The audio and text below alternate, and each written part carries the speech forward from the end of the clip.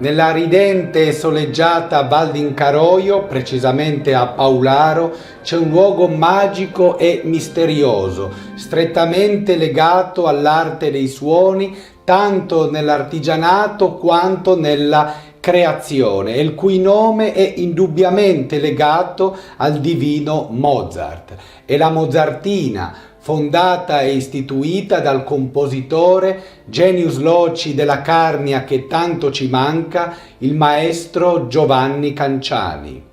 La sede è nel settecentesco Palazzo Scala, un luogo che è museo del suono, come lo ha definito il suo padre creatore, unitamente alla Mozartina 2 che qui purtroppo al momento non abbiamo modo di presentare, per dei templi dell'arte che fanno di Paularo il comune più musicale della regione. In una carrellata rapida di immagini, perché sono tantissimi e rari, unici i manufatti che ci riportano alla musica, la Mozartina conserva una perfetta sintesi di tutti gli strumenti a tastiera e non solo, dall'organo portativo al pianoforte moderno, passando per spinette, virginali, armonium, clavicordi, fortepiani e ancora arpe, violini e altri strumenti a corda, a fiato e a percussione, insieme a una ricchissima collezione pittorica e libraria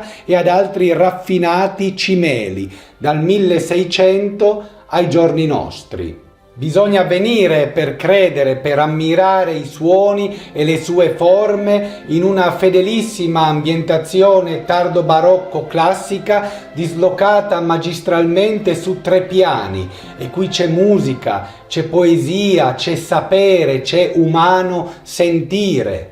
Fulcro della Mozartina è l'organo testa del 1650 che si dice appartenuto al cardinale Ottoboni, futuro Papa Alessandro VIII, e su cui improvvisarono Handel e Scarlatti. Qui sentiremo improvvisare invece, in un raro documento, il carissimo amico, maestro amatissimo Giovanni Canciani.